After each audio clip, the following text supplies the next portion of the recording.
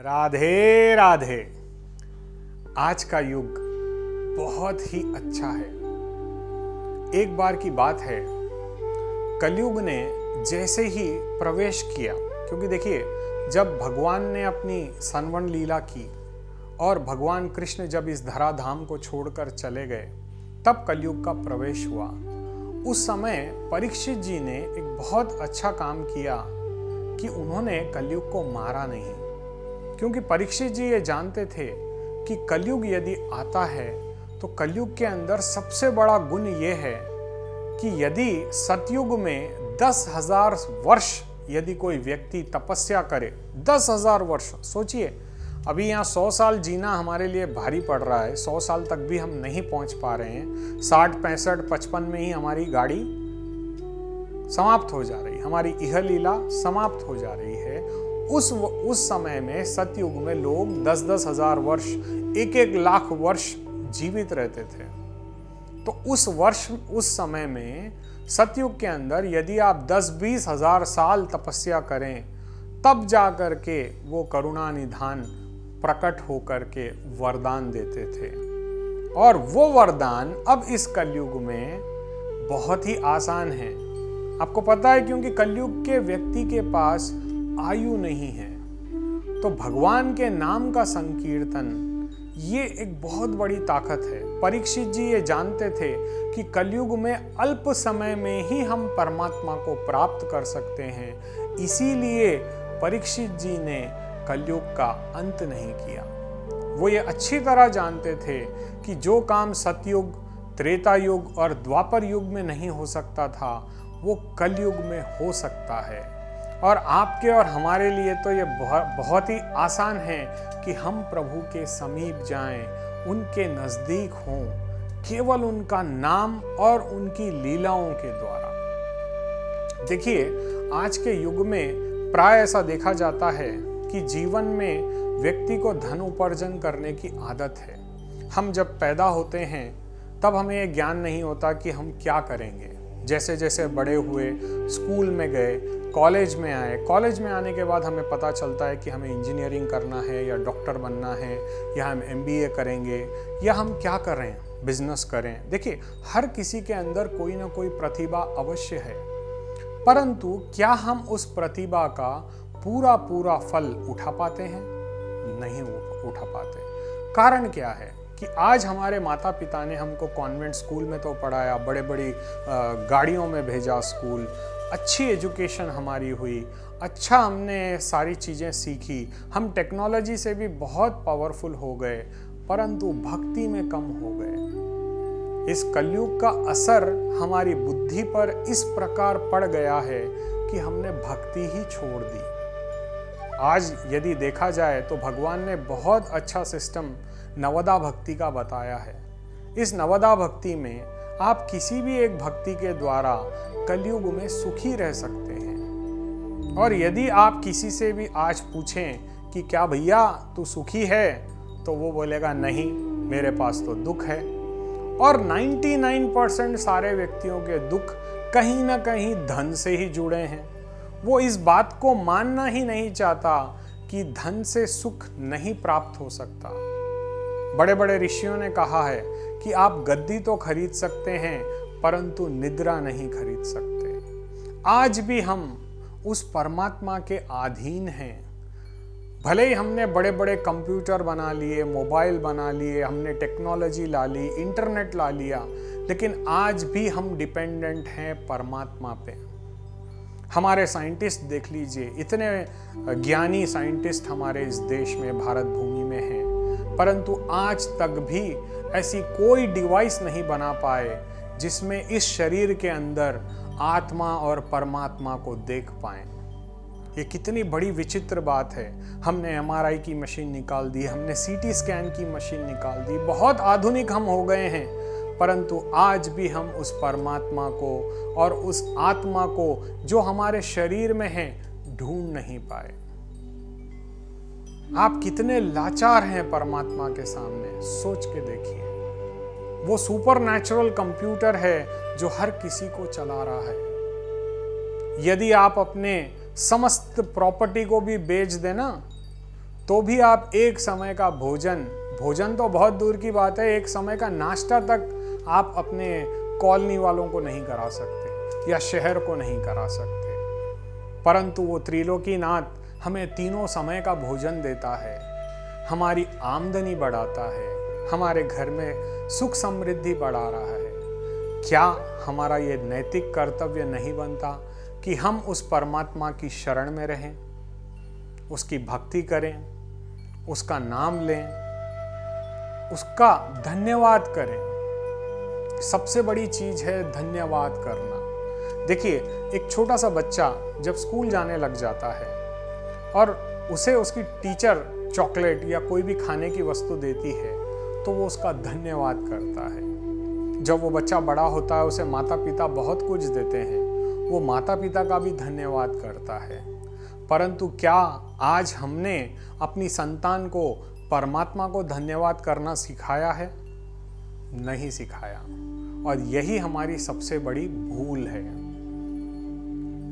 जो दिन आप उठते हो, सर्वप्रथम उठने के बाद आप अपने बच्चों को कहें कि अपने दोनों हाथ लेकर के उसमें देखते हुए बोलें कि कराग्रे वसते लक्ष्मी, कर मूले सरस्वती, कर मध्य तु दो गोविंद, प्रभाते कर दर्शनम। सर्वप्रथम अपने हाथों को देख करके उस परमात्मा को याद करें, उनका धन्यवाद करें कि हे गोविंद, आपने आज ये शुभ अवसर मुझे प्रदान किया, आज का सूर्योदय मुझे दिखाया है, मुझे वापस जीवन दिया है। क्या हम उसका शुक्रिया करते हैं? नहीं। सुबह उठते की टेंशन शुरू, उसके पैसे बैंक में डालने हैं, उसके घर में से वो लेके आना है, उस बंदे ने मेरा पैसा नहीं दिया, मेरा बच्चा पढ़ाई नहीं कर रहा, मेरे बच्चे की शादी नहीं हुई। अरे चिंता क्यों कर रहे हो? चिंतन शुरू करो ना। परमात्मा का जितना चिंतन करोगे तभी तो ये सारी समस्याओं का समाधान परमात्मा करेगा। क्या आपने एप्लीकेशन दिया था कि ये बच्चा मेरे घर पैदा हो? नहीं दिया। किसने आपको बोला कि यही बच्चा आपके घर पैदा होगा? आपको नहीं पता। जब आपको कुछ पता ही नहीं, आपको पता है जीवन का सबसे बड़ा रहस्य क्या है? कि हमें कुछ पता ही नहीं है। बोले क्यों पैदा हुए? जी नहीं पता। क्यों बड़े हो रहे हो? जी नहीं पता। साहब इंजीनियर बन के क्या करोगे? जी नहीं पता। इंजीनियर अच्छे बन भी गए तो कितनी तनख्वाह आएगी? बोले नहीं पता। अच्छा, उस तनख्वाह से क्या तुम्हारा भरण पोषण होगा? जी नहीं पता। कौन आपकी पत्नी बनेगी? बोले नहीं पता। आपकी कितनी संतान होगी? बोले नहीं पता। आप कब तक जियोगे? बोले नहीं पता। तो फिर पता क्या है? ये पता करना पड़ेगा। इस कलयुग में जब आप आए हो तो भगवान ने आपको किसी न किसी एक मकसद के लिए भेजा है, और वो मकसद जानने के लिए खुद को पहले परमात्मा से कनेक्ट करो। जब तक आप परमात्मा को अपने आप से कनेक्ट नहीं करोगे तब तक कैसे जान पाओगे कि इस दुनिया में आप क्या करने आए हो, और जो कर रहे हो क्या वो सही कर रहे हो या नहीं कर रहे हो। इस चीज की भी हमको समझ रखनी होगी कि हम क्या कर रहे हैं। क्या हम विनाश को सृजन कर रहे हैं या हम कोई गलत चीज कर रहे हैं। देखिए, हर चीज के दो पहलू होते हैं, एक अच्छा एक बुरा। और कलयुग में परीक्षित जी ये जानते थे कि कली का प्रभाव हर व्यक्ति पर पहले पड़ेगा। आप देख लीजिए, किसी की निंदा करने में बड़ा आनंद आता है, किसी की बुराई करने में बड़ा आनंद आता है, लेकिन क्या कभी किसी की तारीफ करके आपको आनंद मिला? नहीं मिला। हमारे में सबसे बड़ी गलती यही है कि हम सामने वाले के अवगुण ढूंढते हैं, सामने वाले के गुण नहीं ढूंढते। ये हमारी बहुत बड़ी विडंबना है कि हम गलत चीज के प्रति आकर्षित होते हैं, अच्छी चीजों के प्रति नहीं। और आज यही हमारे पतन का सबसे बड़ा कारण है। आज यदि मानव अपने आप को परमात्मा का सानिध्य एक महसूस करो ना कि आपके साथ कोई खड़ा है। जैसे मान लो अगर एक आपका बच्चा कॉलेज जाता हो और आप अदृश्य रूप से उसके साथ खड़े हैं और ये वो जानता है कि मेरे पापा मेरे साथ अदृश्य रूप से मिस्टर इंडिया बन के मेरे साथ खड़े हैं, तो क्या वो सिगरेट पी पाएगा? क्या वो गलत संगति में जा पाएगा? क्या वो कॉलेज बंक कर पाएगा? नहीं, क्योंकि उसे ये बात का आभास है कि आप पीछे खड़े हैं, आप देख रहे हैं उसे। तो क्या वो जगत पिता हमें नहीं देख रहा है? सोच के देखें। क्या आपको इस बात का एहसास भी है कि आपका परमात्मा आपके साथ है? आप क्या अच्छा कर रहे हो, क्या बुरा कर रहे हो, किसके लिए कर रहे हो, क्यों कर रहे हो, एक बार विचार करें। ये विचारें कि हमें अपने परिवार को, हमारी संतति को हमें क्या देना है, संस्कार या विनाश। ये हमारे हाथ है। यदि हम संस्कार देंगे, यदि उसे अच्छी भक्ति सिखाएंगे और भगवान नाम के प्रति उसका जुड़ाव करेंगे तो उसकी जिंदगी संवर जाएगी। और यदि हम विनाश करेंगे या उसे विनाश की ओर ले जाएंगे, उसे लड़ाकू बना देंगे, झगड़ालू बना देंगे, तो उसका जीवन कैसे रहेगा? ये हमें विचार करना है और परीक्षित की तरह ही हमें उस परमात्मा की शरण में जाना होगा। जैसे ही परीक्षित को कलयुग के प्रभाव से उन्होंने मरा हुआ सांप एक ऋषि के गले में डाल दिया, और जब वो घर आए और अपना मुकुट उतारा, क्योंकि कलयुग का प्रभाव स्वर्ण में ज्यादा था, तो जैसे ही उन्होंने मुकुट उतारा उनको आभास हुआ कि अरे मुझसे कितनी बड़ी गलती हो गई, जाने अनजाने में मैंने बहुत बड़ा पाप कर दिया। जब उन्हें इस बात का एहसास हुआ तो ये भी एहसास हो गया कि अब इसके लिए मुझे कोई ना कोई बड़ी विपत्ति का सामना करना पड़ेगा। क्या आज आप डरते हो परमात्मा से? नहीं डरते। आप जो धन आज अर्जित कर रहे हो वो धन आपके काम आने वाला नहीं है।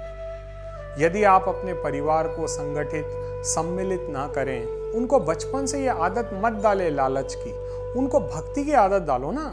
जितना आप उनको भक्तिवान बनाओगे उतना उनके अंदर खुद भगवान ही संस्कार भर देंगे। लेकिन होता इसका उल्टा है। हम अपने बच्चों को स्वार्थी, लालची बना रहे हैं, तभी आज वृद्धाश्रम भरे पड़े हैं। आज जितने भी प्रॉपर्टीज हमने कमाई, हो क्या रहा है? जिन्होंने ये मेहनत करी, जिन्होंने बहुत बड़ा साम्राज्य खड़ा किया, आज वो कहाँ हैं?